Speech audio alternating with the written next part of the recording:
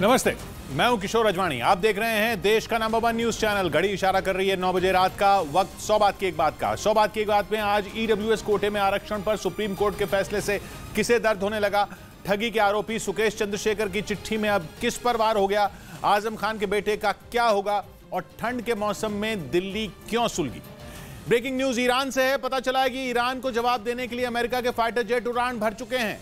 मतलब यह कि अमेरिका की तरफ से जंग की पूरी तैयारी कर ली गई थी।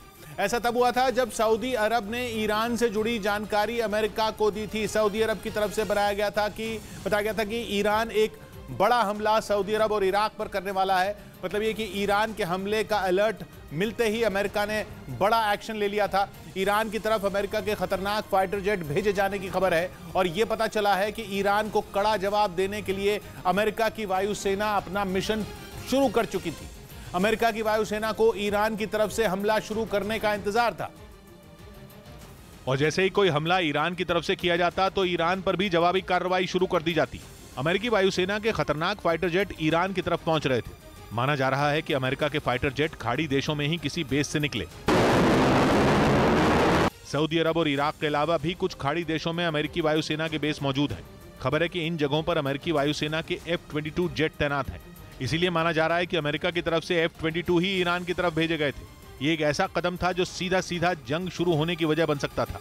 अमेरिकी फौज का ये एक्शन जितना ताबड़तोड़ हुआ उतना ही दमदार भी था। अगर ईरान की तरफ से कोई भी ड्रोन या मिसाइल से हमला होता तो ईरान पर भी आफत बरसनी तय थी। अमेरिका के F-22 फाइटर जेट अपने साथ खतरनाक मिसाइलें और परमाणु बम तक ले जाने में सक्षम है। यानी अगर एक भी गलती ईरान की तरफ से होती तो एक बहुत बड़ी जंग छिड़ जाती। हालांकि जंग का खतरा अभी भी टला नहीं है क्योंकि अमेरिकी फौज अब भी पूरी तरह सतर्क है और ईरान पर नजरें गड़ाए बैठी है। खबर है कि जैसे ही सऊदी अरब की तरफ से अमेरिका को अलर्ट भेजा गया था उसके बाद से ही अमेरिकी फौज सतर्क है। पिछले 6 दिन से इराक और सऊदी अरब में दहशत का माहौल है। माना जा रहा है कि ईरान के ड्रोन और मिसाइलें कभी भी कहर बनकर गिर सकते हैं। इस अलर्ट के बाद अमेरिका ने दोनों मुल्कों को सुरक्षा का भरोसा दिया था। ये कहा था कि ईरान ने अगर कुछ भी ऐसा किया तो उसका मुंह तोड़ जवाब दिया जाएगा। लेकिन अब पता चला है कि बाइडेन ने केवल भरोसा नहीं दिया था बल्कि जंग की तैयारी भी कर ली गई थी। पिछले 3 दिनों में तो ईरान की तरफ से कोई वार नहीं हुआ लेकिन हमले की आशंका जरूर बनी हुई है। माना जा रहा है कि ईरान कभी भी हमला कर सकता है। इसीलिए अमेरिका ने बड़ी संख्या में खतरनाक मिसाइलें सऊदी अरब भेजने की योजना बनाई है। माना जा रहा है कि ईरान और अमेरिका बड़े पैमाने पर जंग की तैयारी में जुट गए हैं। मतलब ये कि अगर जंग छिड़ी तो बहुत बड़ी तबाही होगी। ईरान और अमेरिका हमले की कोई भी वजह गिनाएं लेकिन इसकी जड़ में रूस और यूक्रेन की जंग को ही माना जा रहा है। दावा यह है कि अमेरिका इस वक्त रूस के दोस्तों पर दबाव बनाना चाहता है। इसीलिए जब से ईरान के ड्रोन रूस की फौज के हाथों में पहुंचने की खबर आई है बाइडेन का पारा चढ़ा हुआ है। दूसरी तरफ ईरान भी अब खुलकर बोल रहा है कि उसने रूस की फौज को अपने आत्मघाती ड्रोन दिए हैं। पुतिन भी ईरान का बचाव करने से पीछे नहीं हट रहे। माना जा रहा है कि ईरान और रूस की दोस्ती अमेरिका के गले नहीं उतर रही है। यही वजह है कि वो ईरान की तरफ से गलती होने का इंतजार कर रहा है। अगर ईरान ने सऊदी अरब या इराक पर कोई भी हमला किया तो अमेरिका एक बड़ी जंग छेड़ देगा। उधर खबर है कि यूक्रेन की राजधानी कीव में ब्लैकआउट हो सकता है, यानी पूरा कीव अंधेरे में डूब जाएगा। खबर है कि इसके लिए वहां तैयारियां शुरू हो चुकी हैं। कीव के मेयर ने लोगों से बोल भी दिया कि अपना घर छोड़कर दूसरी जगह जाने के लिए तैयार रहें, क्योंकि अक्टूबर में पुतिन ने कीव को इतना नुकसान पहुंचाया है जिसकी भरपाई करना मुश्किल हो रहा है। क्योंकि कीव पर पुतिन का हमला गुस्से में नहीं बल्कि पूरी प्लानिंग के साथ किया गया हमला था। इस बार उनका मकसद शीशे की तरह साफ था क्योंकि रूस की मिसाइलों या फिर ड्रोन ने उन्हीं जगहों पर अटैक किया जहां से कीव के लोगों तक बिजली या पानी पहुंचता है। 8 अक्टूबर के बाद रूस ने जितने भी वार किए उनमें ज्यादातर कीव के पावर प्लांट पर थे और जैसे जैसे वहां के पावर प्लांट तबाह होते गए कीव अंधेरे में डूबता गया। खबर है कि इस समय वहां के एक बड़े हिस्से में बिजली नहीं है, लेकिन इससे भी बुरी खबर यह है कि कुछ ही दिनों में पूरे के पूरे कीव की बत्ती गुल हो जाएगी और पुतिन का कीव पर अटैक का प्लान कामयाब हो जाएगा। खुद कीव के मेयर इस बात को मान रहे हैं, वरना वो कीव के लोगों को शहर छोड़कर जाने की सलाह नहीं देते। कीव के मेयर की ये चेतावनी इसलिए आई क्योंकि उन्हें लग रहा है कि कीव में बहुत जल्द ब्लैकआउट होने वाला है और इसीलिए उन्होंने कीव के करीब 30 लाख लोगों से कहा कि वो इस महासंकट के लिए तैयार रहें। क्योंकि रूस के खतरनाक हथियारों ने कीव के पावर प्लांट को कोई मामूली नुकसान नहीं पहुंचाया है बल्कि वहां का पूरा सिस्टम ही उन्होंने चौपट करके रख दिया। क्योंकि बिजली गई तो पानी भी जाएगा और जीने के लिए जरूरी 2 चीजें कीव के लोगों के पास नहीं होंगी। वैसे यूक्रेन में सर्दियों के मौसम में आए इस महासंकट से निपटने की तैयारी शुरू हो चुकी है और वहां 1000 शेल्टर बनाए जा रहे हैं जो सर्दी में गर्म रहेंगे और लोगों को सुरक्षित रखेंगे। वैसे फिलहाल कीव के 7 इलाकों में ब्लैकआउट है। मतलब बिजली नहीं आ रही, क्योंकि कीव में रोशनी फैलाने वाले यूक्रेन के 40% पावर प्लांट तबाह हो चुके हैं। यूक्रेन ने दावा किया कि पिछले हफ्ते रूस ने 50 क्रूज मिसाइलें दागी थी, जिनके निशाने पर पावर प्लांट ही थे। यूक्रेन का कहना है कि इस हमले के बाद यूक्रेन के 12 पावर प्लांट काम ही नहीं कर रहे और इसी वजह से कीव पर अंधेरे का खतरा मंडरा रहा है, जिससे यूक्रेन परेशान है। वो बार बार कह रहा है कि पुतिन यूक्रेन में नरसंहार कर रहे हैं। लेकिन यूक्रेन के हमलों से बेफिक्र पुतिन मनमानी कर रहे हैं। वो कीव की बर्बादी में कोई कसर नहीं छोड़ना चाहते। उन्हें पता है कि सर्दियों की रातें कीव में रहने वालों पर भारी पड़ेंगी, क्योंकि अगर बिजली नहीं आएगी तो हीटर नहीं चलेगा और सर्दियां काटना मुश्किल हो जाएगा। और जो 1000 शेल्टर यूक्रेन की सरकार बना रही है, वो भी उनके लिए ऊंट के मुंह में जीरे जैसे होंगे। डर तो इस बात का भी है कि पुतिन अंधेरे में डूबे कीव पर भी हमला कर सकते हैं, जिसके बाद लोगों का बचना करीब करीब नामुमकिन होगा। माना जा रहा है कि इसी वजह से यूक्रेन के अधिकारी कीव के लाखों लोगों से कह रहे हैं कि वो अपना घर छोड़ें और दूसरे शहरों में रिश्तेदारों के पास जाकर रहें, क्योंकि यूक्रेन के अधिकारी पहले ही बता चुके हैं कि पावर प्लांट के रिपेयर का काम कुछ दिनों में नहीं बल्कि कई महीनों में पूरा होगा। मुमकिन है कि कुछ पावर प्लांट कभी काम ही न कर पाए। मतलब पुतिन ने यूक्रेन को ऐसा जख्म दिया है जो जल्दी नहीं भरेगा और नासूर बनकर वहां के लोगों को सताता रहेगा। इधर सुप्रीम कोर्ट ने ईडब्ल्यूएस आरक्षण को मंजूरी दे दी, यानी सामान्य वर्ग के गरीब लोगों को मिलने वाला 10% आरक्षण जारी रहेगा। इसे सरकार ने 2019 में लागू किया था, जिसे सुप्रीम कोर्ट से मंजूरी मिल गई। 5 सदस्यों वाली बेंच में 3 जज सामान्य वर्ग के लोगों को मिलने वाले आरक्षण के पक्ष में रहे, जबकि सीजेआई यूयू ललित समेत 2 जज इसके खिलाफ रहे। उधर ठगी के आरोपी सुकेश चंद्रशेखर ने दिल्ली के एलजी को एक और चिट्ठी लिखी। सुकेश ने दिल्ली के मंत्री सत्येंद्र जैन और मुख्यमंत्री केजरीवाल पर गंभीर आरोप लगाए। यही नहीं, उसने जेल में अपनी जान को खतरा भी बताया। इस पूरे मामले पर बीजेपी ने एक बार फिर आम आदमी पार्टी पर निशाना साधा। आम आदमी पार्टी अपने वसूली एजेंट को जेल से नहीं निकाल रहे। एलजी को भेजी गई तीसरी चिट्ठी में सुकेश ने सत्येंद्र जैन को किस्तों में 50 करोड़ रुपए देने की जानकारी दी। साथ ही इस मामले की सीबीआई जांच की भी मांग की। इस बीच ट्विटर ने भारत में काम कर रहे अपने 90% कर्मचारियों को नौकरी से निकाल दिया। ट्विटर के नए मालिक इलॉन मस्क ने 5 नवंबर को 3700 कर्मचारियों की छुट्टी कर दी थी, जिसमें भारत में काम कर रहे लोग भी शामिल थे। ब्लूमबर्ग की रिपोर्ट के मुताबिक ट्विटर के लिए भारत में काम कर रहे 200 लोगों में 90% कर्मचारियों को नौकरी से निकाल दिया गया। मस्क ने कंपनी संभालते ही बड़े पैमाने पर छटनी करने का ऐलान किया था। उधर रूसी मीडिया ने दावा किया कि ज़ेलेंस्की खैरसोन को बाढ़ में डुबोने की साजिश रच रहे हैं। इस खतरनाक साजिश के तहत यूक्रेन रूस के कब्जे वाले डैम को मिसाइल अटैक कर ध्वस्त करने की फिराक में है। सितंबर के आखिरी हफ्ते में पुतिन ने खैरसोन समेत यूक्रेन के 4 इलाकों को रूस में मिला लिया था। लेकिन खैरसोन में यूक्रेन की सेना हार मानने को तैयार नहीं है और इसी वजह से कुछ इलाकों में यूक्रेन और रूस के बीच भीषण जंग छिड़ी हुई है। यूक्रेन का दावा है कि दक्षिणी खैरसोन में उसने रूसी सेना से कई इलाकों को छीन लिया है और कई मोर्चों पर नेटो देशों से मिले एक से बढ़कर एक हथियारों से रूस के सैनिकों पर जोरदार प्रहार कर रहा है। पश्चिमी मीडिया के मुताबिक यूक्रेन के ताकतवर हमलों से खैरसोन में रूसी सेना के पांव उखड़ते जा रहे हैं। दावा तो ये तक किया जा रहा है कि आने वाले कुछ दिनों में खैरसोन पर एक बार फिर यूक्रेन का झंडा लहराएगा। लेकिन इन सबके बीच रूसी मीडिया ने यह दावा किया कि यूक्रेन खैरसोन को डुबोने की खतरनाक प्लानिंग कर रहा है। रूस का आरोप है कि खैरसोन को तबाह करने के लिए यूक्रेन की सेना कखोवका डैम पर मिसाइल अटैक कर रही है। और अगर ये डैम टूट गया तो खैरसोन के साथ साथ क्राइमिया के कई इलाके जल समाधि ले लेंगे, जिससे सैकड़ों लोगों की जान चली जाएगी। रूस का आरोप है कि पिछले दिनों डैम को यूक्रेन की सेना की तरफ से निशाना बनाया गया और नीप्रो नदी पर बने इस कखोवका डैम को उड़ाने के लिए उस पर कई मिसाइलें गिराई थी। रूस का दावा है कि यूक्रेन की तरफ से यह हमला पश्चिमी देशों के ताकतवर हथियार हाइमार्स से किया गया। डैम को निशाना बनाने के लिए उस पर एक के बाद एक 6 मिसाइलें दागी गईं, जिनमें 5 को तो रूसी सेना ने हवा में तबाह कर दिया, लेकिन एक मिसाइल डैम से टकरा गई। रूस के मुताबिक मिसाइल के टकराने से डैम को नुकसान पहुंचा, जिसे देखते हुए वहां इमरजेंसी का ऐलान कर दिया गया ताकि वक्त रहते किसी भी तरह के हालात से निपटा जा सके। हालांकि बाद में रूस ने यह दावा किया कि डैम सुरक्षित है और उसे ज्यादा नुकसान नहीं हुआ है, लेकिन डैम पर मिसाइल अटैक के आरोपों को ज़ेलेंस्की ने सिरे से खारिज कर दिया। और उनका दावा है कि खैरसोन पुतिन के हाथों से फिसलता जा रहा है। इसी बौखलाहट में पुतिन यूक्रेन पर झूठे आरोप मढ़ रहे हैं। यूक्रेन का कहना है कि जब रूस की सेना खैरसोन से बाहर निकल रही है तो उसे ऐसा करने की जरूरत ही नहीं है, क्योंकि आने वाले वक्त में उसके सैनिक पूरे खैरसोन को ही रूस के चंगुल से छुड़ा लेंगे। पश्चिमी मीडिया का कहना है कि खैरसोन में यूक्रेन के आगे रूसी फौज हार मान चुकी है और इसी वजह से कुछ रोज पहले पुतिन ने अपने सैनिकों को वहां से निकलने का आदेश दिया था। बताया गया कि जैसे ही पुतिन की सेना पीछे हटी, यूक्रेन के सैनिक हथियार और टैंकों के साथ रूस के कब्जे वाले कई इलाकों में दाखिल हो गए। लेकिन यूक्रेन का दावा है कि रूस के सैनिकों का खेरसन से बाहर निकलना पुतिन की एक सोची समझी चाल हो सकती है। जेलेंस्की का आरोप है कि रूसी सेना डैम को नुकसान पहुंचा सकती है, क्योंकि पुतिन की लाख कोशिश के बाद भी खेरसन में उनकी सेना पिछड़ती जा रही है और इसी वजह से वो कखोव का डैम को उड़ाकर वहां तबाही लाने की प्लानिंग में जुटे हैं। इधर अवैध खनन के आरोपों में घिरे झारखंड के मुख्यमंत्री हेमंत सोरेन को देश की सबसे बड़ी अदालत से राहत मिल गई। झारखंड हाई कोर्ट ने इस केस में उनके खिलाफ ईडी जांच को लेकर दायर जनहित याचिका को सुनवाई के लिए मंजूर कर लिया था।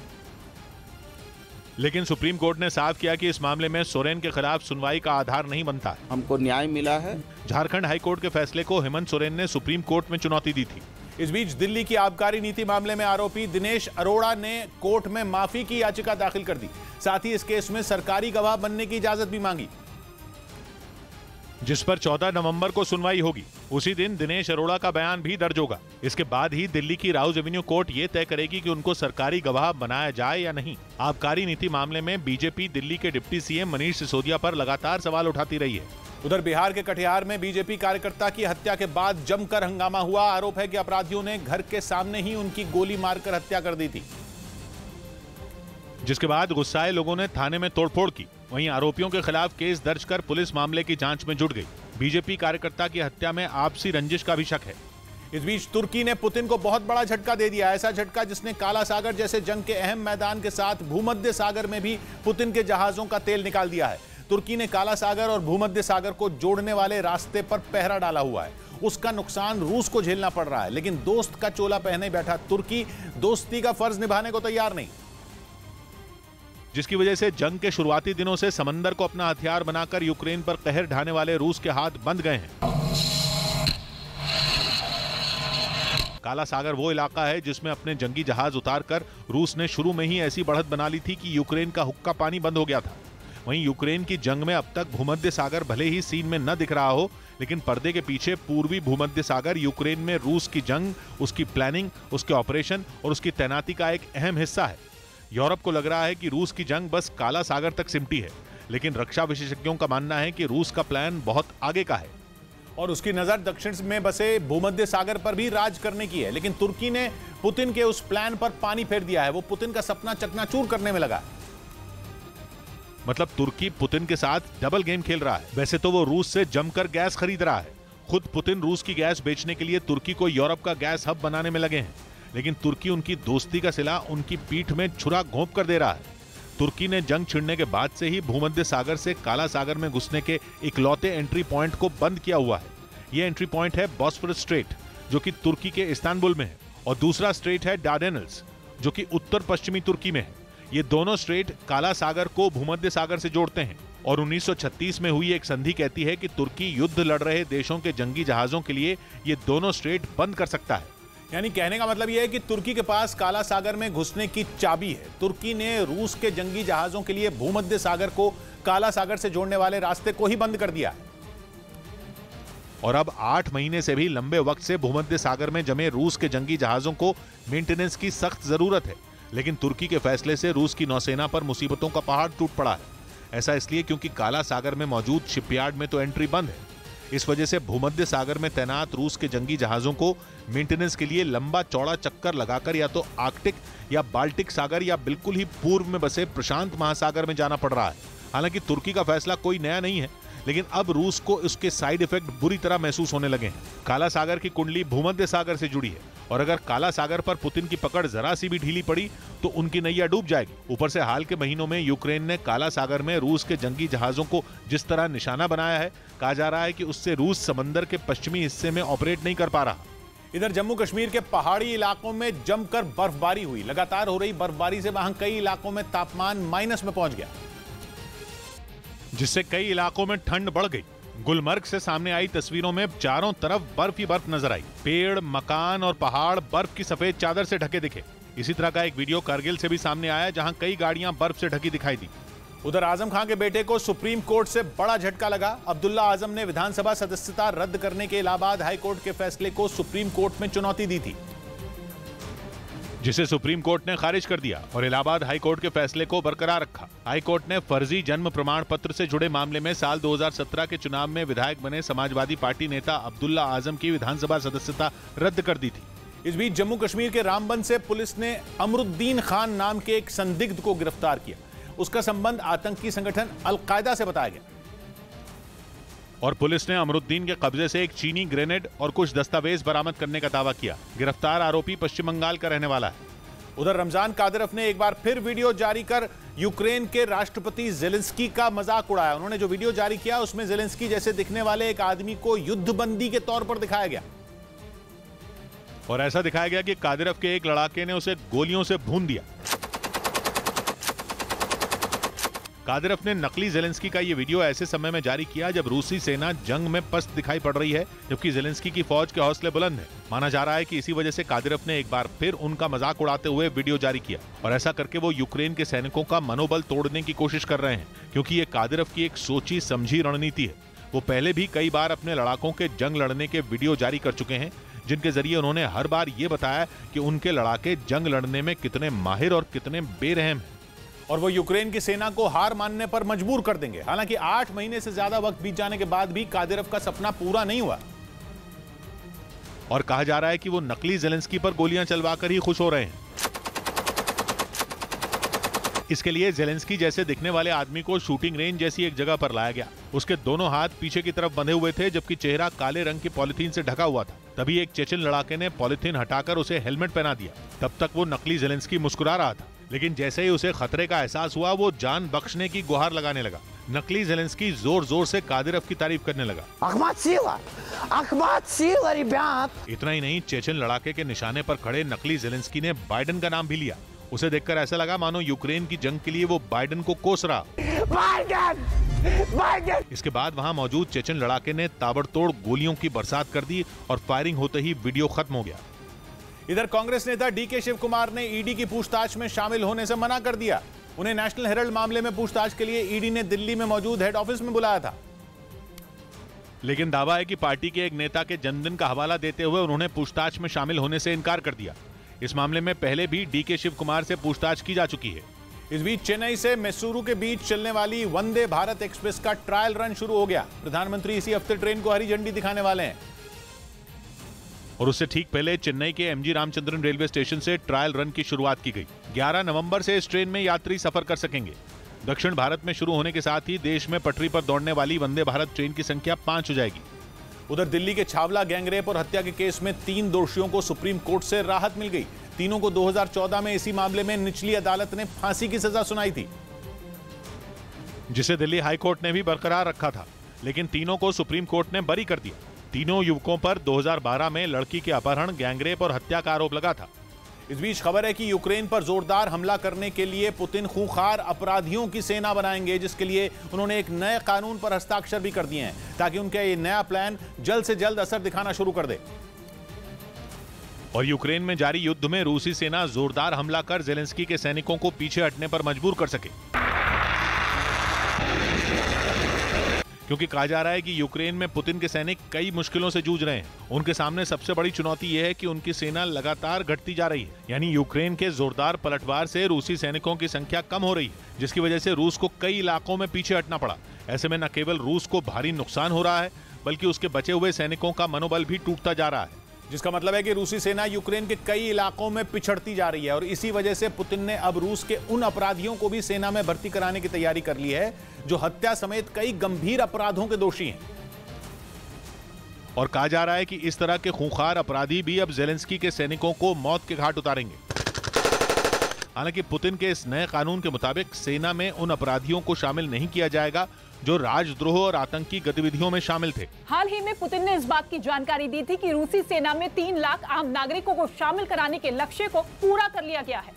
इससे पहले भी ये खबर सामने आई थी कि पुतिन इस जंग में अफगानिस्तान के पूर्व सैनिकों को उतारने की योजना बना रहे हैं, जिसके लिए रूसी सेना में भर्ती प्रक्रिया भी शुरू हो चुकी है। एक रिपोर्ट में दावा किया गया था कि यही हजारों सैनिक अब यूक्रेन युद्ध के मैदान में उतरेंगे और पुतिन की ओर से जंग लड़ेंगे। इधर दिल्ली एनसीआर की हवा में थोड़ा सुधार होने पर सख्ती में ढील दी गई। पिछले दिनों प्रदूषण की वजह से राजधानी की हवा बेहद खराब कैटेगरी में पहुंच गई थी। जिसकी वजह से दिल्ली सरकार ने 5 नवंबर से प्राइमरी स्कूलों को बंद करने का फैसला लिया था, लेकिन कुछ दिनों से हवा में सुधार होने की वजह से प्राइमरी स्कूलों को 9 नवंबर से खोलने का फैसला लिया गया, जबकि वर्क फ्रॉम होम को भी खत्म कर दिया गया। दिल्ली में प्रदूषण के स्तर में सुधार हुआ है, हालांकि कंस्ट्रक्शन के काम पर रोक जारी रहेगी। उधर उत्तर प्रदेश के पूर्व मुख्य सचिव इनकम टैक्स के रडार पर आ गए। आईएएस दीपक सिंघल को मनी लॉन्ड्रिंग के पैसे को रियल एस्टेट में निवेश करने के आरोप में समन्स भेजे गए और उन्हें पूछताछ के लिए इसी हफ्ते आईटी दफ्तर बुलाया गया है। कोलकाता के एक हवाला कारोबारी से पूछताछ के दौरान यूपी के पूर्व मुख्य सचिव का नाम सामने आया था।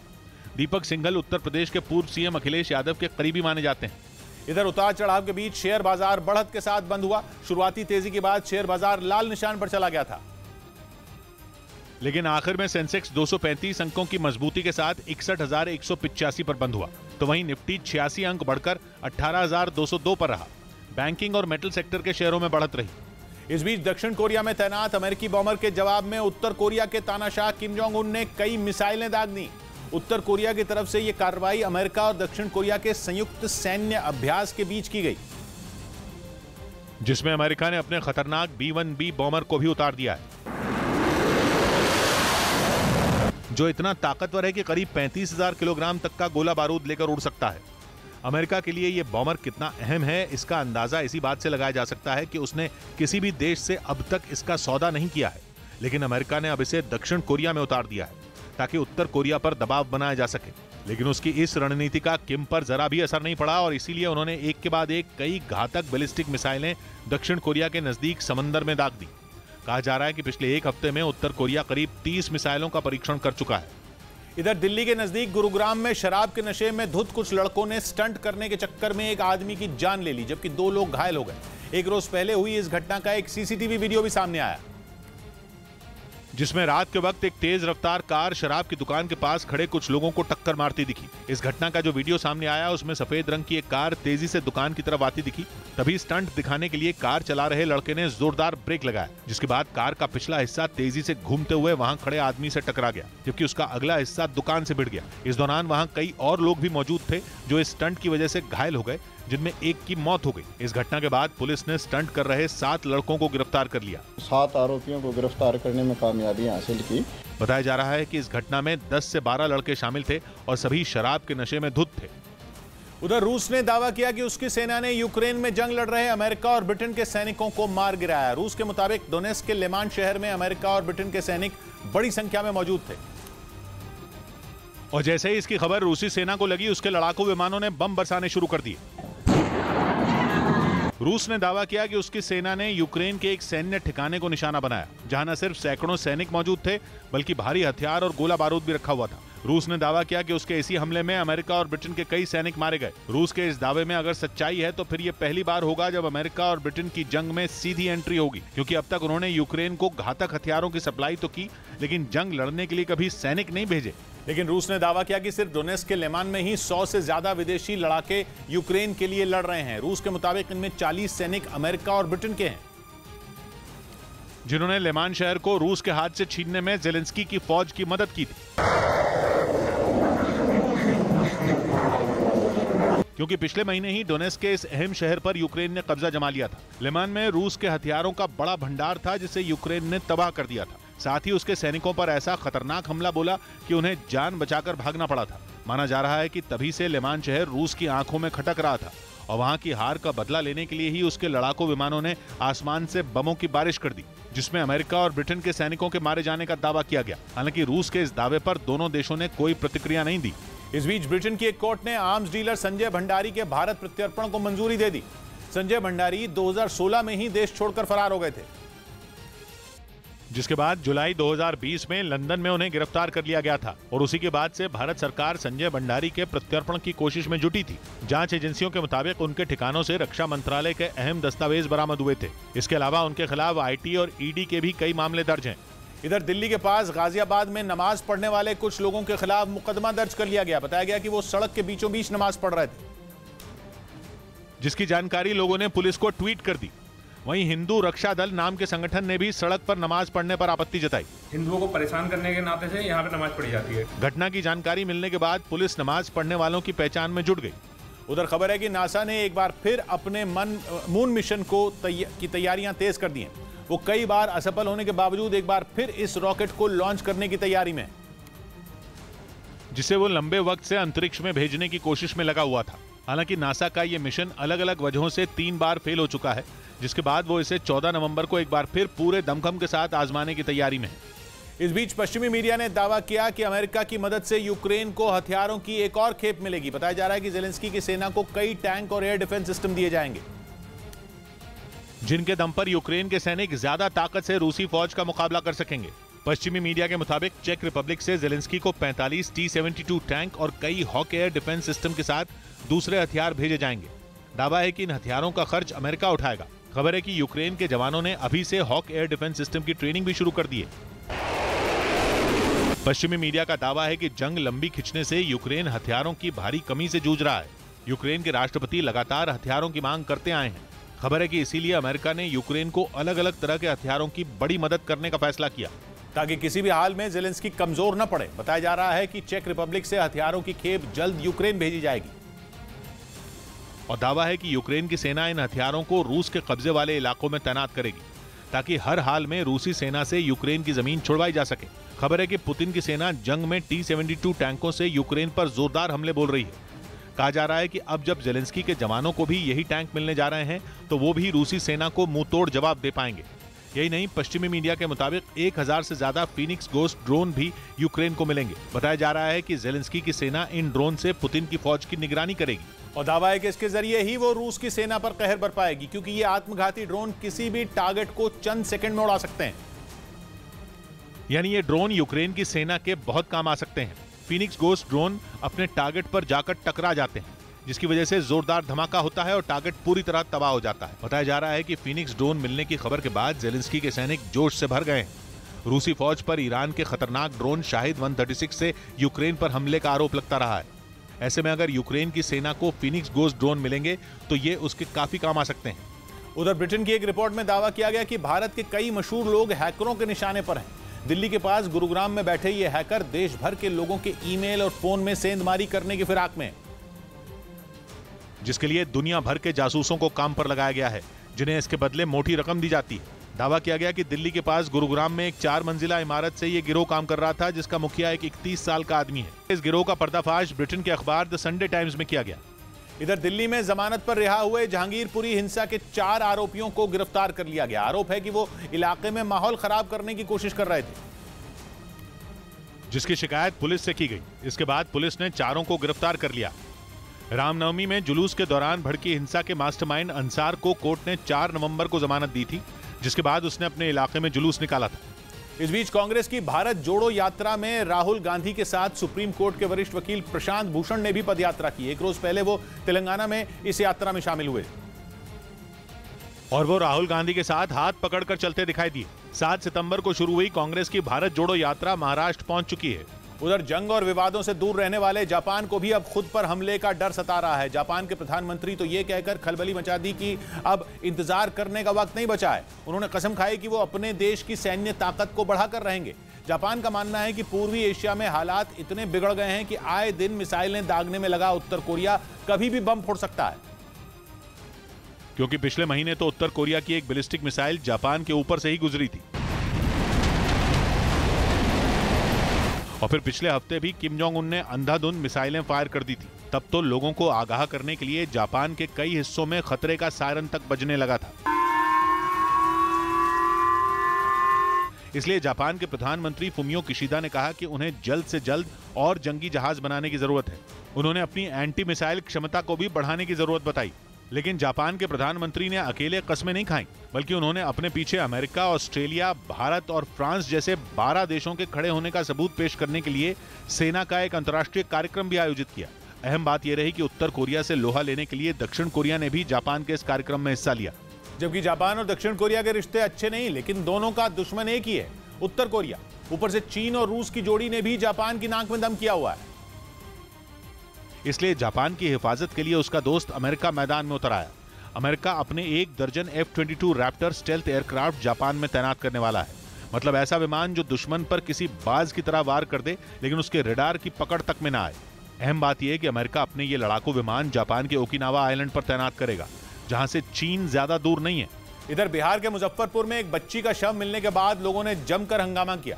गुस्साई भीड़ ने वहां सड़क जाम कर कई इलाकों में आगजनी की, जिसके बाद हालात पर काबू पाने के लिए पुलिस ने लाठीचार्ज कर दिया। लाठीचार्ज होते ही वहां अफरा तफरी मच गई और लोग इधर उधर भागने लगे। पुलिस ने भी हंगामा कर रहे लोगों को नहीं बख्शा और उनको वहां से दूर खदेड़ दिया। यह हंगामा तब शुरू हुआ जब वहां 4 साल की लापता बच्ची का शव मिला। इस बात से गुस्साई भीड़ ने सड़कें जैम कर दी और नारेबाजी शुरू कर दी। इस बात की जानकारी मिलते ही पुलिस मौके पर पहुंची और लोगों को समझाने की कोशिश की, लेकिन लोगों ने उल्टा पुलिस पर पथराव शुरू कर दिया। इसके बाद पुलिस ने भी सख्ती दिखाई और इस घटना में कुछ लोगों को हल्की चोटें आईं। उधर पोलैंड ने रूस की सीमा पर बाड़ेबंदी कर वीडियो जारी किया। हाल ही में यह खबर सामने आई थी कि रूस अपने प्रांत कलिनिनग्राद में सैनिकों की संख्या बढ़ाने में जुटा है, जिसकी सीमा पोलैंड से लगती है। जिसके बाद पोलैंड को यह डर सताने लगा कि पुतिन की सेना उसका वही हाल करेगी जो उसने यूक्रेन का किया, यानी रूस कभी भी पोलैंड पर हमला कर सकता है, क्योंकि जंग की शुरुआत से ही यूक्रेन का साथ देने पर रूस पोलैंड पर भड़का हुआ है। और पुतिन की इसी नाराजगी को देखते हुए पोलैंड ने रूस की सीमा पर बड़े पैमाने पर बाड़ेबंदी शुरू कर दी, ताकि रूसी सैनिकों की किसी भी हरकत से निपटना उसके लिए आसान हो सके। खबर तो यह भी सामने आई थी कि रूस के इशारे पर कई घुसपैठिए पोलैंड में घुसने की फिराक में हैं और उनकी योजना पोलैंड में दाखिल होकर किसी बड़ी साजिश को अंजाम देने की है। इधर समाजवादी पार्टी के नेता आजम खान की विधानसभा सदस्यता खत्म करने पर उत्तर प्रदेश सरकार और चुनाव आयोग से सुप्रीम कोर्ट ने जवाब मांगा, क्योंकि आजम खान ने उत्तर प्रदेश विधानसभा की सदस्यता रद्द होने के बाद सुप्रीम कोर्ट का दरवाजा खटखटाया था। भड़काऊ भाषण देने के मामले में आजम को निचली अदालत ने 3 साल की सजा सुनाई थी, जिसके बाद उनकी सदस्यता रद्द कर दी गई थी। इस बीच राजस्थान के जयपुर में एक पादरी पर करीब 250 लोगों के धर्म परिवर्तन करवाने का आरोप लगा।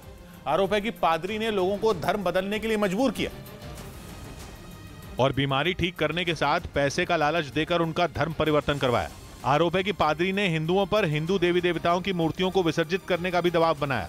उधर एक्टर प्रियंका चोपड़ा ने लखनऊ के एक आंगनबाड़ी केंद्र में बच्चों से मुलाकात की। 2 दिन के लखनऊ दौरे पर पहुंची प्रियंका चोपड़ा ने वहां काफी वक्त बिताया और बच्चों के लिए काम करने वाली यूएन की संस्था यूनिसेफ की प्रतिनिधि के तौर पर उन्होंने वहां बच्चों का हाल जाना। I will hear about the challenges they face in everyday life. इस दौरान प्रियंका चोपड़ा जमीन पर बैठकर बच्चों से बातचीत करती नजर आईं। इस बीच डोनेस्क में एक बार फिर यूक्रेन के हमले तेज हो गए।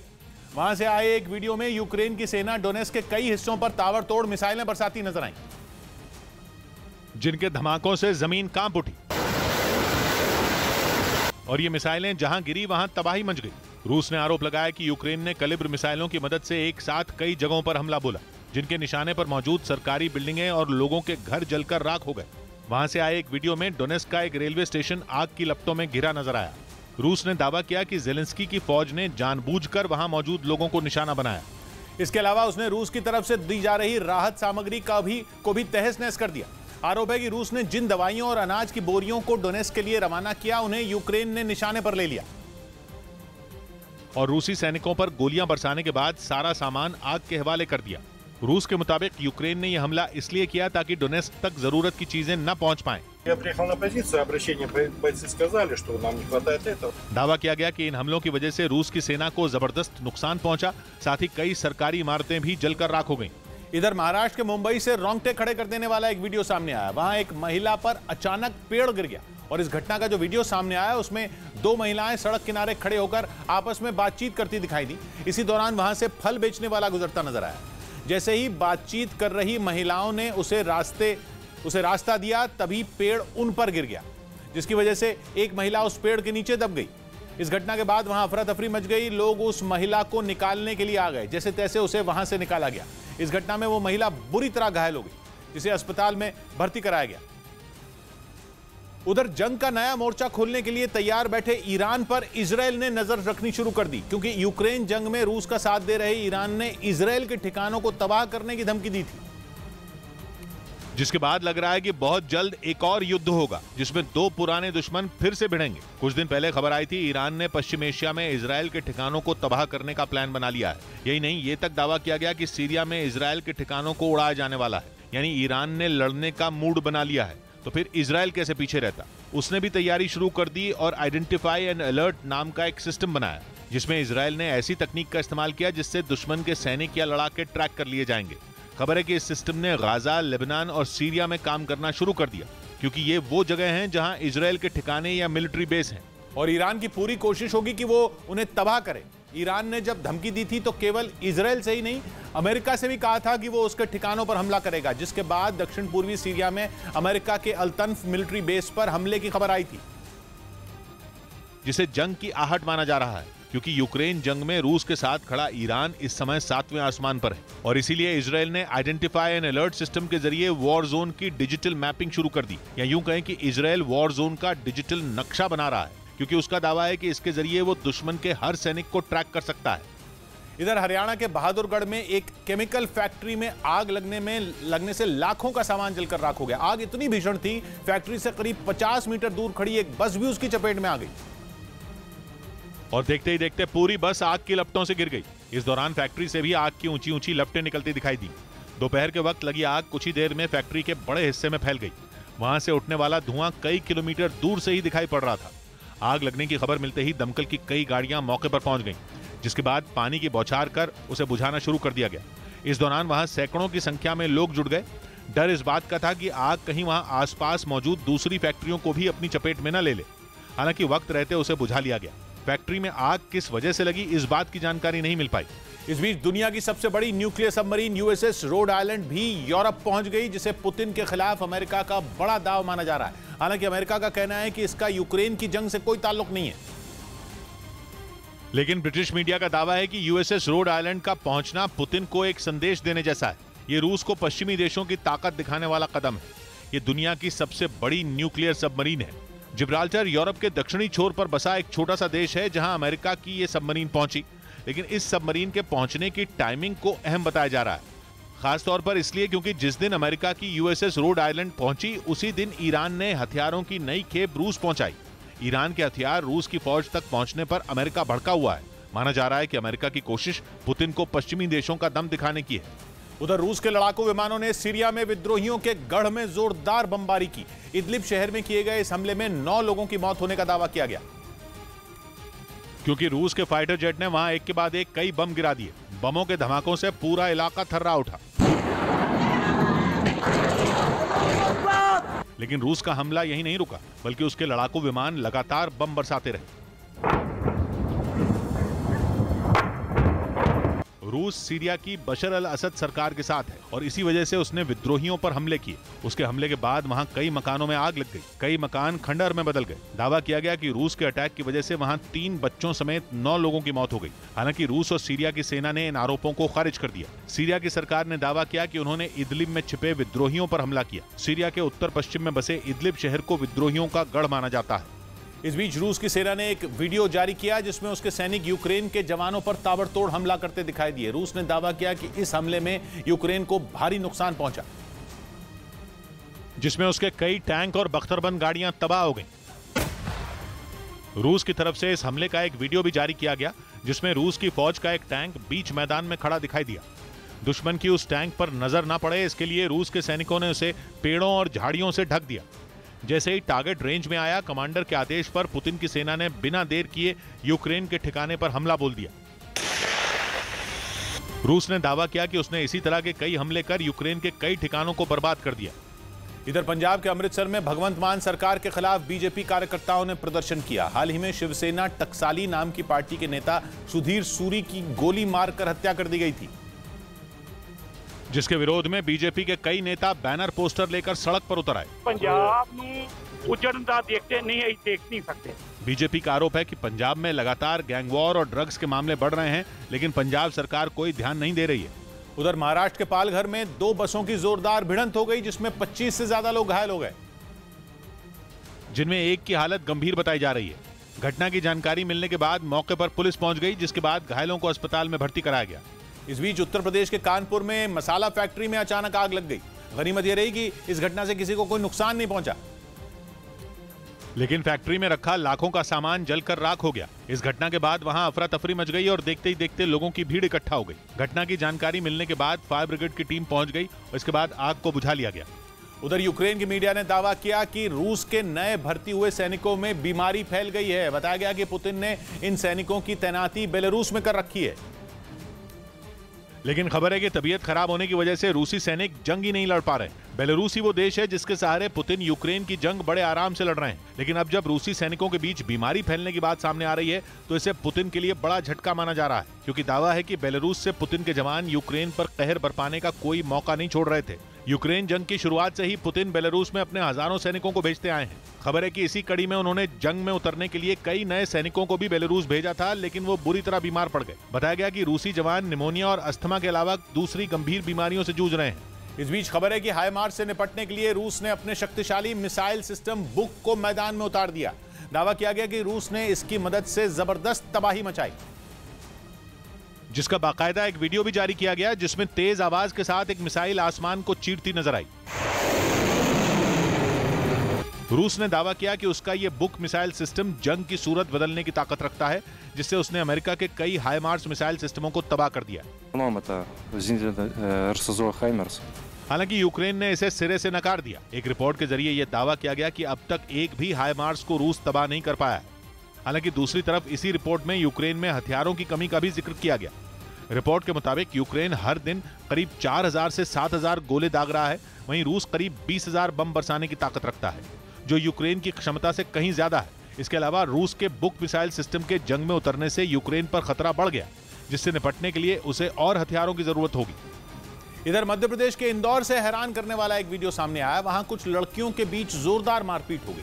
आरोप है कि पिटाई करने वाली लड़कियां शराब के नशे में धुत थी, जिसकी वजह से उनकी एक लड़की से कहासुनी हो गई। फिर तो देखते ही देखते वो चारों उस लड़की पर टूट पड़ी। इसके बाद जो हुआ, सिर्फ 3.5 मिनट के ब्रेक के बाद कोई भी हमला किया तो अमेरिका एक बड़ी जंग छेड़ देगा।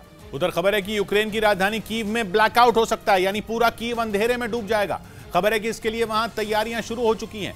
कीव के मेयर ने लोगों से बोल भी दिया कि अपना घर छोड़कर दूसरी जगह जाने के लिए तैयार रहें, क्योंकि अक्टूबर में पुतिन ने कीव को इतना नुकसान पहुंचाया है जिसकी भरपाई करना मुश्किल हो रहा है। क्योंकि कीव पर पुतिन का हमला गुस्से में नहीं बल्कि पूरी प्लानिंग के साथ किया गया हमला था।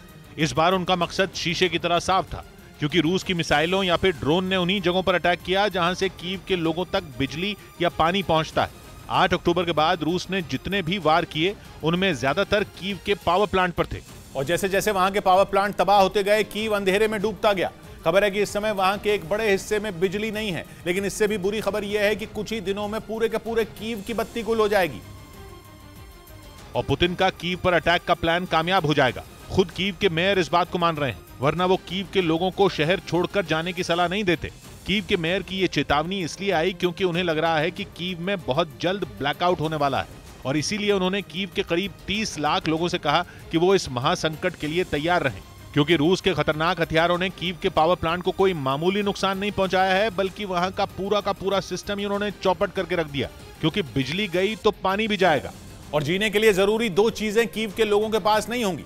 वैसे यूक्रेन में सर्दियों के मौसम में आए इस महासंकट से निपटने की तैयारी शुरू हो चुकी है, और वहां 1000 शेल्टर बनाए जा रहे हैं जो सर्दी में गर्म रहेंगे और लोगों को सुरक्षित रखेंगे। वैसे फिलहाल कीव के 7 इलाकों में ब्लैकआउट है, मतलब बिजली नहीं आ रही, क्योंकि कीव में रोशनी फैलाने वाले यूक्रेन के 40% पावर प्लांट तबाह हो चुके हैं। यूक्रेन ने दावा किया कि पिछले हफ्ते रूस ने 50 क्रूज मिसाइलें दागी थी, जिनके निशाने पर पावर प्लांट ही थे। यूक्रेन का कहना है कि इस हमले के बाद यूक्रेन के 12 पावर प्लांट काम ही नहीं कर रहे, और इसी वजह से कीव पर अंधेरे का खतरा मंडरा रहा है, जिससे यूक्रेन परेशान है। वो बार बार कह रहा है कि पुतिन यूक्रेन में नरसंहार कर रहे हैं, लेकिन यूक्रेन के हमलों से बेफिक्र पुतिन मनमानी कर रहे हैं। वो कीव की बर्बादी में कोई कसर नहीं छोड़ना चाहते। उन्हें पता है कि सर्दियों की रातें कीव में रहने वालों पर भारी पड़ेंगी, क्योंकि अगर बिजली नहीं आएगी तो हीटर नहीं चलेगा और सर्दियां काटना मुश्किल हो जाएगा। और जो 1000 शेल्टर यूक्रेन की सरकार बना रही है वो भी उनके लिए ऊंट के मुंह में जीरे जैसे होंगे। डर तो इस बात का भी है कि पुतिन अंधेरे में डूबे कीव पर भी हमला कर सकते हैं, जिसके बाद लोगों का बचना करीब करीब नामुमकिन होगा। माना जा रहा है कि इसी वजह से यूक्रेन के अधिकारी कीव के लाखों लोगों से कह रहे हैं कि वो अपना घर छोड़ें और दूसरे शहरों में रिश्तेदारों के पास जाकर रहें, क्योंकि यूक्रेन के अधिकारी पहले ही बता चुके हैं कि पावर प्लांट के रिपेयर का काम कुछ दिनों में नहीं बल्कि कई महीनों में पूरा होगा।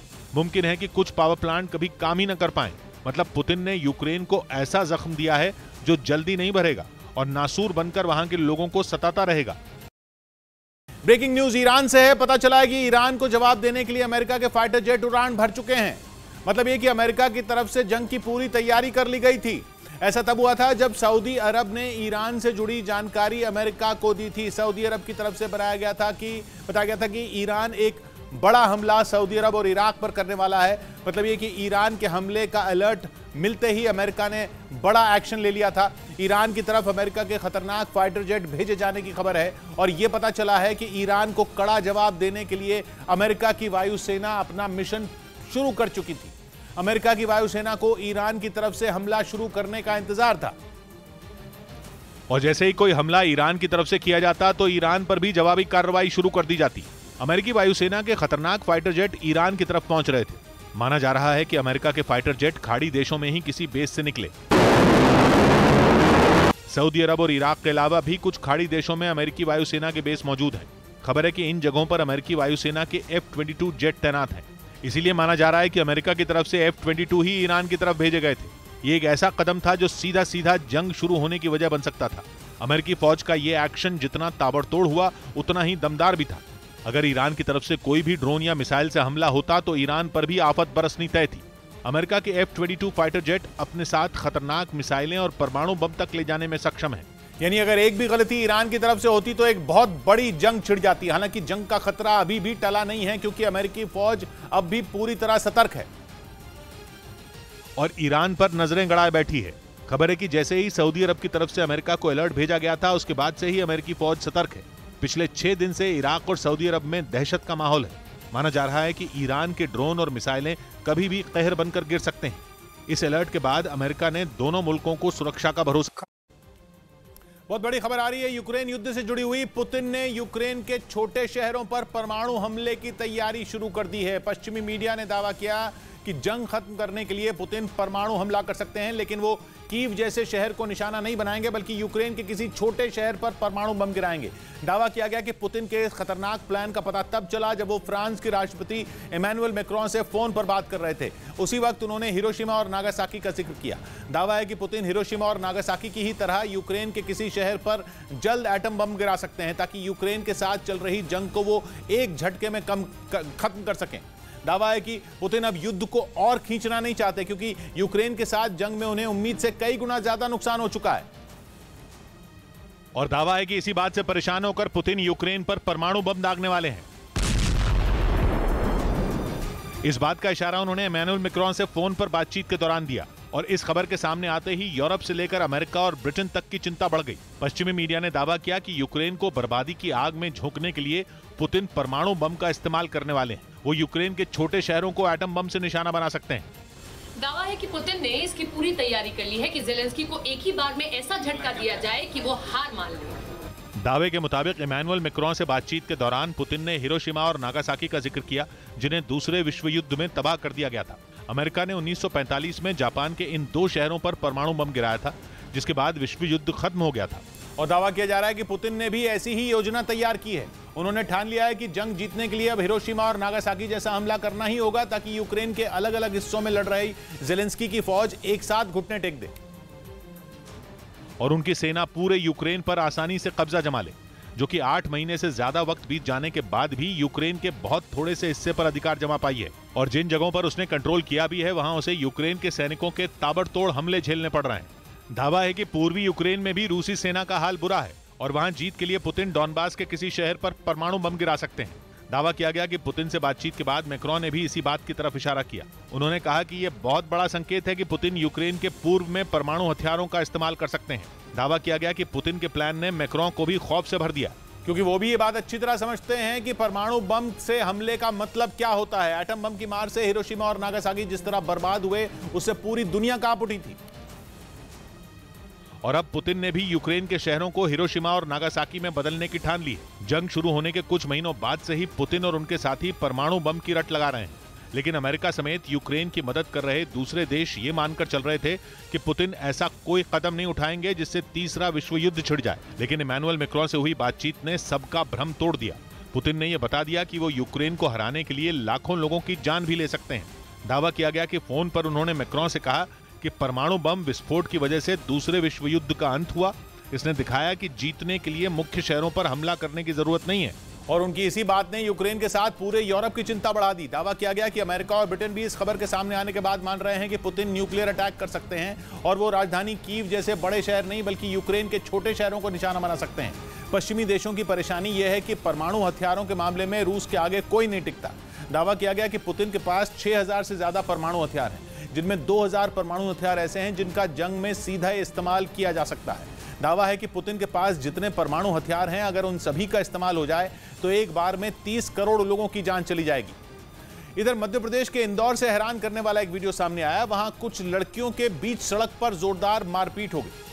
आरोप है कि मिठाई करने वाली लड़कियां शराब के नशे में धुत थीं, जिसकी वजह से उनकी एक लड़की से कहासुनी हो गई। फिर तो देखते ही देखते वो चारों उस लड़की पर टूट पड़ी और उसे जमीन पर लेटाकर बुरी तरह पीटना शुरू कर दिया। उनमें एक ने उस लड़की के बाल पकड़े तो दूसरी उस पर बेल्ट बरसाती नजर आई।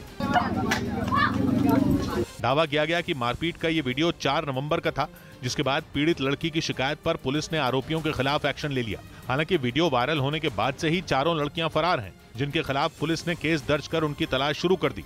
और उधर खबर है कि तुर्की की सेना ने उत्तरी सीरिया में कुर्दिस्तान वर्कर्स पार्टी के एक बड़े कमांडर को मार दिया है। तुर्की अपनी सीमा के आसपास कुर्द लड़ाकों के सफाये में लगा हुआ है और वो कभी उत्तरी इराक में घुसकर बम बरसाता है तो कभी उत्तरी सीरिया में हमला कर देता है। पिछले कुछ महीनों में तो उसने उत्तरी इराक में इतनी एयर स्ट्राइक की कि इराक से उसके रिश्ते ही बिगड़ गए, जिसके बाद उसके निशाने पर आया सीरिया। खबर है कि तुर्की की सेना ने वहां भी कुर्द लड़ाकों का पीछा नहीं छोड़ा और उसने उत्तरी सीरिया में कुर्द लड़ाकों को खत्म करने का ऑपरेशन तेज कर दिया। यही नहीं, खबर है कि इस बार उसे वहां बड़ी कामयाबी मिली है, क्योंकि तुर्की के उत्तरी सीरिया में चलाए गए ऑपरेशन में कुर्द लड़ाकों के कमांडर कायस बेरो सुलैवा को मार गिराया गया। सुलैवा 2013 में पीकेके का हिस्सा बना था और उत्तरी इराक के सिंजर कस्बे और उत्तरी सीरिया में सक्रिय था। ये वो इलाके हैं जहां तुर्की लगातार एयर स्ट्राइक कर रहा है। उत्तरी इराक में तुर्की की सेना के हमले की तस्वीरें तो पूरी दुनिया देख ही चुकी है और अब उसकी नजर उत्तरी सीरिया पर है। वैसे इस इलाके में तुर्की पहले भी कुर्द लड़ाकों को मार चुका है, लेकिन यूक्रेन जंग के बीच उसने अपना प्लान ऑफ एक्शन बदला है। अब वो तुर्की के अंदर और आसपास हर जगह कुर्द लड़ाकों का सफाया कर रहा है, वो भी डबल स्पीड से, क्योंकि उसे मालूम है कि बदले हुए हालात में अमेरिका या फिर नेटो में शामिल दूसरे देश रोक टोक नहीं कर पाएंगे। इधर कांग्रेस नेता उदित राज ने सुप्रीम कोर्ट के फैसले पर सवाल खड़े कर दिए। उन्होंने सामान्य वर्ग के लोगों के लिए आरक्षण के फैसले को एक तरफा बताया। साथ ही आरोप लगाया कि सुप्रीम कोर्ट का रवैया जातिवादी है। दलितों के लिए अलग, सवर्णों के लिए अलग, भाई भतीजावाद नहीं है क्या? जिसके बाद बीजेपी ने कांग्रेस को आड़े हाथ ले लिया। पार्टी की सोच गरीब विरोधी है। हालांकि कांग्रेस ने इससे पल्ला झाड़ते हुए इसे उदित राज का निजी बयान बताया। उधर मध्य प्रदेश के कूनो नेशनल पार्क के बड़े बाड़े में छोड़े जाने के बाद चीतों ने पहली बार शिकार किया। 17 सितंबर को अफ्रीका के नामीबिया से 8 चीते पार्क लाए गए थे और करीब 50 दिन बाद 5 नवंबर को 2 नर चीतों को छोटे से बड़े बाड़े में छोड़ा गया था, जिसके बाद इन चीतों ने पहली बार एक चीतल का शिकार किया। पार्क प्रबंधन ने बताया कि दोनों चीते स्वस्थ हैं और उन पर कॉलर आईडी, सीसीटीवी और ट्रैप कैमरों से नजर रखी जा रही है। इस बीच बाहुबली मुख्तार अंसारी के रिश्तेदार आतिफ रजा को ईडी ने गिरफ्तार कर लिया। जमीन घोटाले और मनी लॉन्ड्रिंग के मामले में यह दूसरी बड़ी गिरफ्तारी है, क्योंकि इससे पहले मुख्तार अंसारी के बेटे अब्बास अंसारी को भी ईडी गिरफ्तार कर चुका है और इसी मामले में उनके साले आतिफ रजा पर भी जांच एजेंसी ने शिकंजा कस दिया। उधर ईरान ने कबूल कर लिया कि यूक्रेन में तबाही का तांडव करने वाले आत्मघाती ड्रोन उसी ने रूस को दिए थे, लेकिन उसने यह भी साफ कर दिया कि ड्रोन की सप्लाई यूक्रेन जंग शुरू होने से पहले ही हो गई थी। यह पहली बार है जब ईरान ने खुद माना कि उसने रूस को आत्मघाती ड्रोन दिए थे, जिन्होंने यूक्रेन में इतना विनाश किया कि रातों रात ईरान के आत्मघाती ड्रोन दुनिया में मशहूर हो गए। क्योंकि इससे पहले तक तुर्की के बारकताश कैटेगरी के ड्रोन की ही बात हो रही थी, जिनकी मदद से चींटी जैसी यूक्रेन की सेना ने हाथी जैसी रूस की सेना की नाक में दम कर दिया था। लेकिन जब से जंग में ईरान के आत्मघाती ड्रोन शाहिद 136 की एंट्री हुई है, तुर्की के ड्रोन के बारे में बात होनी कम हो गई, क्योंकि सारा ध्यान ईरान के ड्रोन पर है। यूक्रेन ने एक बार नहीं बल्कि बार बार कहा कि ईरान में बने आत्मघाती ड्रोन से यूक्रेन के पावर प्लांट को निशाना बनाया गया, जिसके बाद ईरान ने इन आरोपों से इनकार किया था। लेकिन अब ईरान मान रहा है कि उसी के ड्रोन से कीव समेत यूक्रेन के एक बड़े हिस्से में पुतिन ने हाहाकार मचाया। वो अलग बात है कि ईरान कह रहा है कि ड्रोन की डील और सप्लाई 24 फरवरी से पहले हुई थी, लेकिन इससे ईरान के ड्रोन से बर्बाद हो चुके यूक्रेन का गुस्सा कम नहीं हुआ, क्योंकि ईरान के कबूल करते ही यूक्रेन का बयान आया कि ईरान को रूस की मदद करने का फायदा कम और नुकसान ज्यादा होगा। क्योंकि यूक्रेन पहले ही शाहिद 136 की सच्चाई जानता था और ज़ेलेंस्की खुलकर ये बोल चुके थे। І надалі брехатимуть про очевидне, то це означає, що світ यूक्रेन में ईरान के आत्मघाती ड्रोन के इस्तेमाल का जिक्र तब हुआ था जब पुतिन ने कीव में क्राइमिया ब्रिज अटैक का बदला लेना शुरू किया था, क्योंकि कहा जा रहा है कि रूस ईरान के ड्रोन की वजह से ही कीव में तबाही मचा पाया। ईरान की इस हरकत से पश्चिमी देश उससे खासे नाराज हैं। ब्रिटेन और यूरोपियन यूनियन ने ईरान पर कुछ बैन भी लगाए, लेकिन रूस नहीं रुका और कीव में ईरान के ड्रोन से हमला करता रहा। यूक्रेन ने दावा किया कि ईरान ने रूस को करीब 2000 ड्रोन बेचे हैं, जिनमें 400 ड्रोन रूस ने कीव में तबाही के लिए इस्तेमाल कर लिए हैं। यही नहीं, यूक्रेन ने इस ड्रोन के काम करने का तरीका भी बताया और दावा किया कि रूस ने आत्मघाती ड्रोन 5 से 10 के झुंड में यूक्रेन भेजे थे, जिन्हें ट्रैक करना उसके एयर डिफेंस सिस्टम के लिए मुश्किल था, क्योंकि एक सीमा तक ये सिग्नल ही जैम कर देते हैं और टारगेट के पास तब तक घूमते हैं जब तक विस्फोट का कमांड न मिल जाए। इन्हीं वजहों से रूस ने ईरान के ड्रोन को अपना हथियार बनाया और अब तो ईरान ने रूस से अपनी ड्रोन वाली दोस्ती कबूल कर ली है, जिसकी वजह से यूक्रेन भड़का हुआ है। इधर दिल्ली में नवंबर के महीने में गर्मी ने रिकॉर्ड तोड़ दिया। राजधानी में अधिकतम तापमान 33 डिग्री सेल्सियस रिकॉर्ड किया गया, जो सामान्य से 4 डिग्री ज्यादा है। इसी के साथ गर्मी ने 13 साल का रिकॉर्ड तोड़ दिया। इससे पहले 2008 के नवंबर महीने में अधिकतम तापमान 33.5 डिग्री सेल्सियस रहा था। उधर कर्नाटक के मैसूरू में पूर्व आईबी अधिकारी को कार ने टक्कर मार दी। हादसा उस वक्त हुआ जब वो सड़क से गुजर रहे थे, तभी सामने से आ रही कार ने उन्हें जोरदार टक्कर मार दी। टक्कर मारने के बाद कार सवार वहां से फरार हो गया। इस हादसे में पूर्व आईबी अधिकारी की इलाज के दौरान अस्पताल में मौत हो गई। जिस गाड़ी से उन्हें टक्कर मारी गई वो बिना नंबर प्लेट की थी, जिसके बाद पुलिस ने मामले की जांच तेज कर दी। इस बीच वाराणसी में धूमधाम से देव दीपावली मनाई गई। इस मौके पर 80 घाट से लेकर राजघाट तक जोरदार तैयारी की गई और 100 से ज्यादा घाटों पर दीप महोत्सव की धूम नजर आई। 6 प्रमुख जगहों पर बड़ी बड़ी एलईडी स्क्रीन भी लगाई गईं ताकि लोग आरती और सजावट देख सकें। कार्यक्रम की शुरुआत दशाश्वमेध घाट पर शहीदों को श्रद्धांजलि देकर की गई। वाराणसी के अलावा मथुरा के 25 घाट भी देव दीपावली पर रोशनी से जगमग दिखे। उधर अमेरिका के एक पूर्व जनरल ने ऐसा दावा किया जो रूस में तहलका मचा सकता है। उन्होंने कहा कि पुतिन ने यूक्रेन पर हमला करके अपने पैर पर ही कुल्हाड़ी मार ली है, क्योंकि यूक्रेन तो उन्हें किसी कीमत पर मिलने नहीं वाला, ऊपर से क्राइमिया भी उनके हाथ से निकल जाएगा। क्योंकि यूक्रेन रूस को ऐसा मुंहतोड़ जवाब दे रहा है कि ज़ेलेंस्की रूस से क्राइमिया भी छीन कर रहेंगे। वो क्राइमिया जो पुतिन की नाक है, जिसे उन्होंने 2014 में यूक्रेन से हथिया लिया था। अमेरिका के पूर्व जनरल ने तो ये भविष्यवाणी तक कर दी कि अगले 3 से 4 हफ्तों में यूक्रेन पूरी तरह से खरसोन को आजाद करा लेगा। उन्होंने 2 आधार पर यह दावा किया। पहली वजह, यूक्रेन के पास हाइमार्स जैसे हथियार, और दूसरी वजह रूस की खुद की कमजोरी, उसका चरमरा चुका लॉजिस्टिक सिस्टम। अमेरिका के पूर्व जनरल ने कहा कि खरसोन में अपना झंडा फहराने के बाद यूक्रेन की सेना दक्षिण में क्राइमिया की तरफ आगे बढ़ेगी। वहीं पूर्व से डॉनबास को रूस के कब्जे से छुड़ाकर यूक्रेन की फौज का दूसरा धड़ा भी क्राइमिया की ओर बढ़ेगा और जैसे ही दोनों मिलकर हाइमार्स रॉकेट चलाएंगे, क्राइमिया का काम तमाम हो जाएगा। हाइमार्स चलता फिरता ऐसा मिसाइल लॉन्चर है जो बिना रुके एक के बाद एक 6 गाइडेड मिसाइलें दाग सकता है। अमेरिका ने जब से यूक्रेन को हाइमार्स दिया है, रूस तभी से आग बबूला है। इस बीच खबर है कि तुर्की को मनाने के लिए स्वीडन ने एक बड़ा ऐलान कर दिया। स्वीडन ने उन संगठनों से दूरी बनाने का ऐलान किया जिनसे तुर्की के राष्ट्रपति को शिकायत थी, और तुर्की को लगता था कि वो संगठन कुर्द लड़ाकों से जुड़े हुए हैं। YPG और PYD नाम के संगठनों पर तुर्की सवाल उठाता रहा है। तुर्की का मानना है कि ये संगठन कुर्दिस्तान वर्कर्स पार्टी से जुड़े हुए हैं, जिस पर तुर्की ने बैन लगाया हुआ है, बल्कि तुर्की तो इसे आतंकी संगठन मानता है। स्वीडन ने नेटो का हिस्सा बनने के लिए महीनों पहले आवेदन किया था, लेकिन तुर्की उसके रास्ते में अड़ंगा डाल रहा है। नेटो के 30 सदस्य देश हैं और जब तक सभी 30 राजी न हो, कोई नया सदस्य संगठन में नहीं जुड़ सकता। स्वीडन और फिनलैंड को नेटो का सदस्य बनाने पर 28 सदस्य राजी हैं, लेकिन तुर्की और हंगरी राजी नहीं है। इसीलिए स्वीडन की कोशिश है कि किसी भी तरह तुर्की को मना लिया जाए ताकि नेटो में शामिल होने का उनका रास्ता साफ हो सके। हालांकि सच तो यह है कि नेटो में पड़ी इस दरार के पीछे पुतिन है। तुर्की तो पुतिन के इशारे पर ही स्वीडन का रास्ता रोक रहा था। हंगरी और तुर्की वो देश हैं जो जंग छिड़ने के बाद से ही पुतिन के सुर में सुर मिलाते रहे हैं। हालांकि नेटो की सदस्यता न देने के पीछे तुर्की हमेशा कुछ अलग वजह बताता रहा है।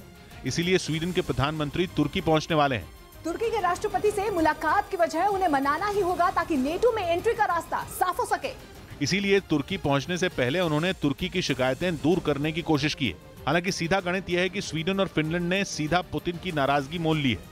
पुतिन ये बिल्कुल नहीं चाहते कि दोनों देशों को नेटो की सदस्यता मिले, जबकि तुर्की और रूस के बीच जंग के बाद से कारोबारी रिश्ते नए मुकाम पर पहुंच चुके हैं।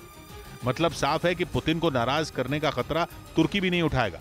इधर हिमाचल विधानसभा चुनाव के लिए बीजेपी और कांग्रेस ने ताबड़तोड़ प्रचार किया। बीजेपी ने वहां अपने दिग्गज नेताओं को मैदान में उतारा, जिन्होंने बैजनाथ, मंडी और शिमला में प्रचार किया। कांग्रेस एक वाइल्ड बाग बन चुकी। कांग्रेस की ओर से प्रियंका गांधी ने प्रचार की कमान संभाली। 15 लाख बेरोजगार हैं, आप हजारों पद खाली रख रहे हैं। हिमाचल में 12 नवंबर को होने वाले मतदान के लिए आम आदमी पार्टी भी पूरा जोर लगा रही है। उधर हरियाणा के रोहतक में एक महिला और 2 बच्चियों की हत्या कर दी गई। घटना की जानकारी मिलने के बाद मौके पर पुलिस पहुंच गई और शक के आधार पर महिला के पति को पकड़कर पूछताछ में जुट गई। आरोप है कि घरेलू झगड़े की वजह से पति ने पत्नी समेत तीनों की गला रेतकर हत्या कर दी। इस बीच श्रीलंका के क्रिकेट बोर्ड ने क्रिकेटर धनुष्का गुणतलिका पर कड़ा एक्शन लिया और उन्हें सस्पेंड कर दिया। धनुष्का को ऑस्ट्रेलिया की पुलिस ने रेप के आरोप में गिरफ्तार किया था और ऑस्ट्रेलिया में ही उनके खिलाफ केस चलाया जाएगा। सिडनी की 29 साल की एक महिला ने धनुष्का गुणतलिका पर रेप का आरोप लगाया था। श्रीलंका के बोर्ड ने ऐलान किया कि अगर धनुष्का दोषी पाए गए तो उन पर श्रीलंका में भी सख्त कार्रवाई होगी।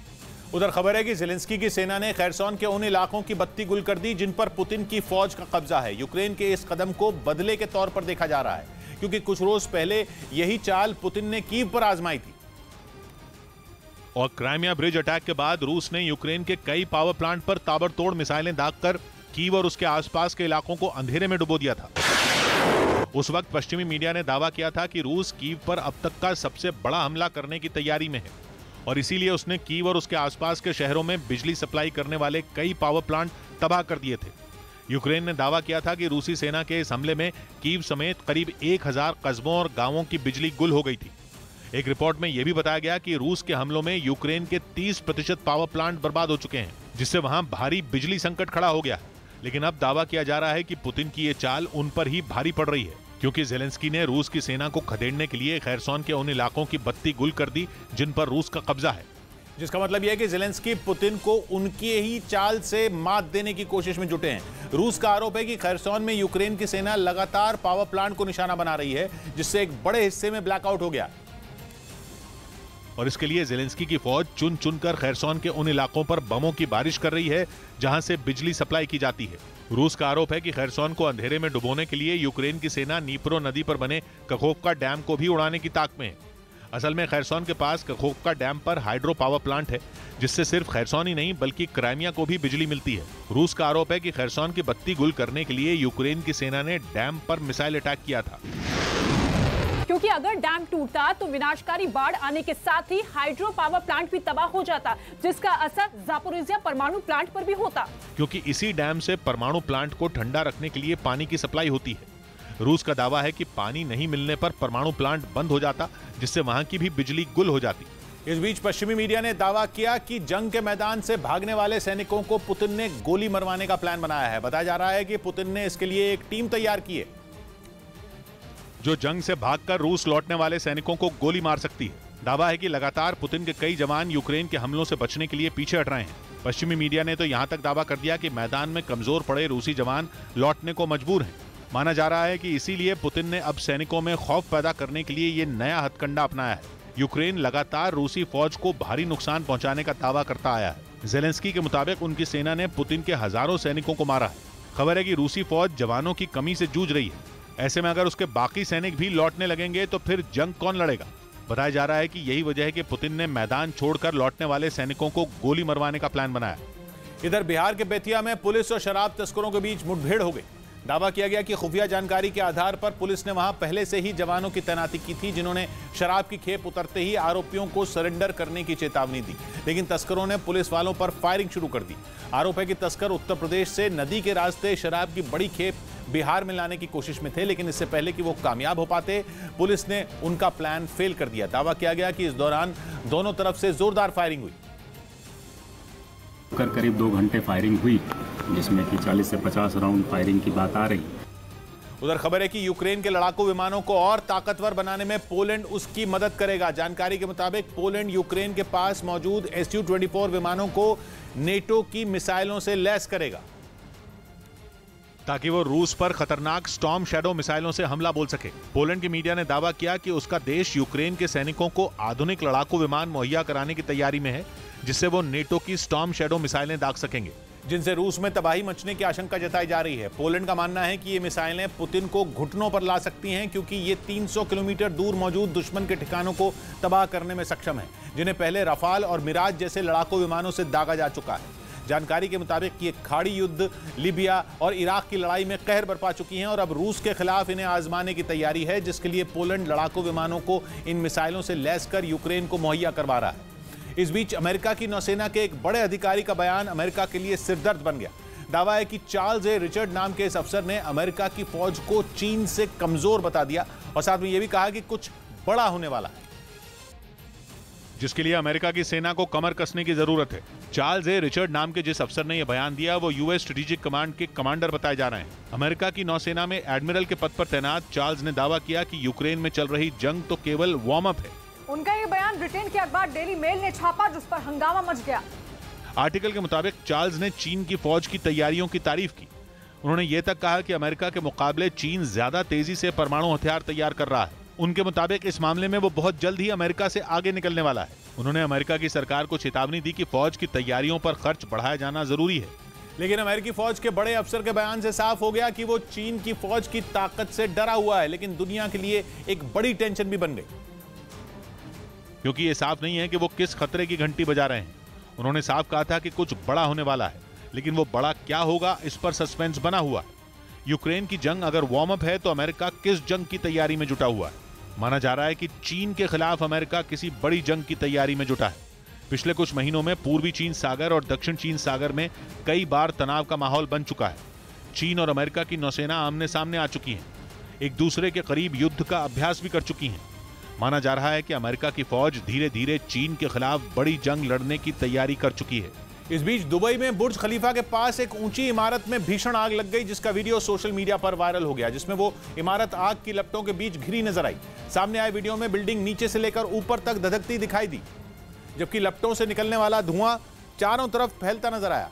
रात में इमारत में लगी भीषण आग को देखकर लोग हैरान रह गए। बताया गया कि आग पर समय रहते काबू पा लिया गया, जिससे बड़ा हादसा टल गया। हालांकि 35 मंजिला इमारत में आग कैसे लगी इसका पता नहीं चल सका। इस बीच खबर है कि रूस और यूक्रेन की जंग का बहुत बड़ा असर रूस के हथियारों के कारोबार पर पड़ सकता है। पिछले कुछ महीनों में रूस के हथियारों के ग्राहक कम होने की खबर है और माना जा रहा है कि रूस के लिए चुनौतियां कहीं ज्यादा बढ़ सकती हैं, जिसकी जड़ में रूस और यूक्रेन की जंग को ही माना जा रहा है। पिछले कुछ दशकों में हथियारों के कारोबार में अमेरिका के बाद रूस दूसरे नंबर पर बना हुआ था, लेकिन माना जा रहा है कि रूस से यह जगह छिन सकती है। माना जा रहा है कि जंग का लंबा खिंचना रूस की छवि बिगाड़ने वाला है। मतलब यह कि यूक्रेन के सामने धीमी रफ्तार से जंग में आगे बढ़ना रूस की साख को बट्टा लगा रहा है। सवाल ये उठने लगा है कि जब अपने हथियारों से रूस अपनी ही जंग नहीं लड़ पा रहा तो कोई दूसरा कैसे जीतेगा? ऊपर से पश्चिमी मीडिया ईरान के ड्रोन और मिसाइलों के नाम पर रूस का मजाक भी उड़ा रहा है। कहा जा रहा है कि हथियार बेचने वाले रूस को जंग में ईरान का सहारा लेना पड़ रहा है। अमेरिका को अब तक हथियारों के कारोबार में रूस से ही टक्कर मिलती रही है, लेकिन माना जा रहा है कि यूक्रेन की जंग के बाद दुनिया में रूस का हथियार बेचना मुश्किल हो सकता है। ऊपर से यूरोप और अमेरिका के आर्थिक प्रतिबंध रूस की मुश्किलें बढ़ा सकते हैं, क्योंकि इन प्रतिबंधों की वजह से रूस के लिए हथियारों को बनाने की लागत बढ़ सकती है। बल्कि हथियारों के कई पुर्जे तो ऐसे हैं जो रूस को मिलने भी मुश्किल होने वाले हैं। ऊपर से रूस में हथियार बनाने वाली कई कंपनियां तो यूरोप से जुड़ी हुई थी। वो कंपनियां जंग शुरू होते ही कारोबार समेट भी चुकी हैं। फिर रूस के ग्राहकों का मन भी अब बदलने लगा है। रूस के हथियार सबसे ज्यादा भारत, चीन और मिस्र में पहुंचते रहे, लेकिन भारत और चीन अब खुद ही हथियार बनाने की दिशा में काफी आगे बढ़ चुके हैं। दोनों देश कुछ बड़े हथियार तो खुद ही बना रहे हैं। ऊपर से इजराइल, फ्रांस, ब्रिटेन और जापान समेत ऐसे कई देश हैं जिन्होंने हथियारों के एक्सपोर्ट में तेजी से कदम बढ़ाए हैं।